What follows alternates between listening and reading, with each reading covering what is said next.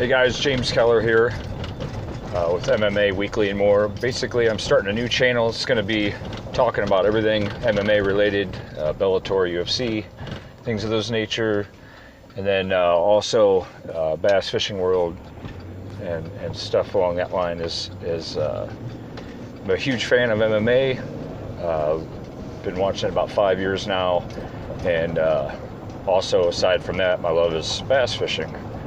So these are the things that'll be on this channel, but mostly I wanted to talk about Derek Lewis and Daniel Cormier are going to be fighting.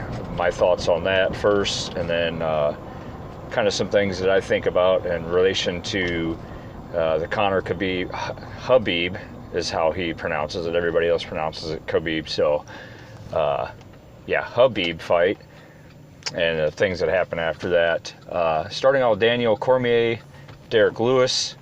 I think this would be interesting. I think this will fall along the lines of what Khabib did to McGregor. I think Cormier knows that Derek Lewis is always going to be a threat with that one punch. I think that he'll probably try to take him down, keep him tired, and probably try to not let him get up. Although Derek Lewis, as many of you know from watching him fight, can stand up just about any time he wants to with about anybody he's been in the ring or in the cage with. So that'd be interesting to see if Cormier can keep him down, so that if he gets up, he doesn't have that one punch on Cormier and knock him out. That's a huge risk for Daniel. He could have made a lot more money fighting Brock down the line, but maybe he sees this as an easier fight. I'm not sure. That's going to be an interesting fight to watch. Derek Lewis is a hilarious individual, and I think his whole thing with his Octagon interview with Joe Rogan really drove his fan base up quite a bit. Hilarious is an understatement for the stuff he does, and as Joe Rogan said, with his Instagram page is hilarious, and he does post a lot of hilarious stuff. So that's going to be an interesting fight.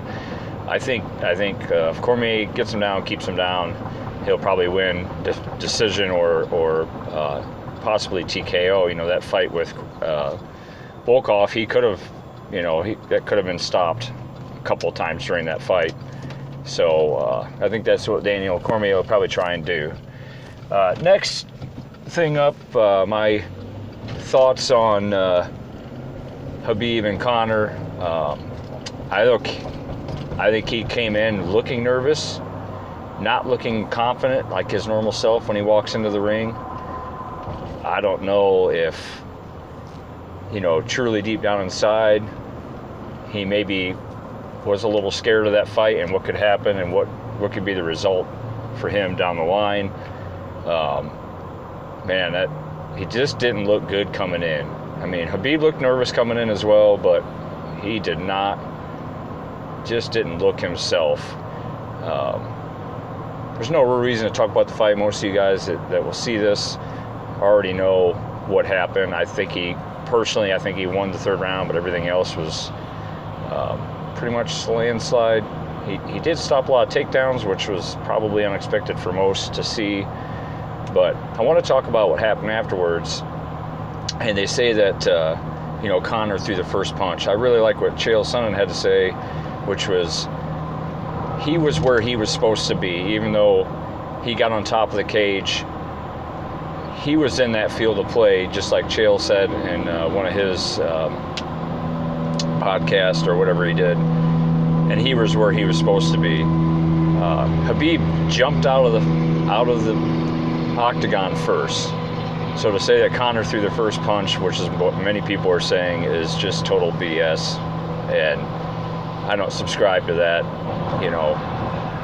Conor shouldn't have got on top of the cage either. I think his plan was probably to go out of the cage as well. Possibly he got stopped, and I think it was Khabib's brother or one of his family members that got on top of the cage, and Conor struck him. He got down, and then Turkalov, or whatever his name is, jumps over. He's the first one into the cage. I don't think that, you know, him and Conor exchange blows. I don't think that he shouldn't have been in there, but I don't think him throwing punches at Conor should warrant him being fired or totally out of the UFC. I think the guy that came in the red, whoever that was, if he's a UFC fighter or whoever he is, yeah, he should never be allowed back in. A punch, a sucker punch, a pussy punch, if you will call it. It's a pussy move to hit somebody from behind. He could have faced up with Conor too if he wanted to fight that way. I think whoever that was needs to never be back allowed to a fight, in the country, whatever.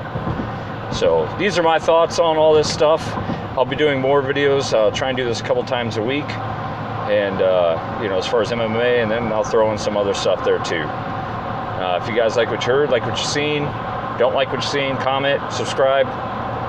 Be much appreciated. Thanks.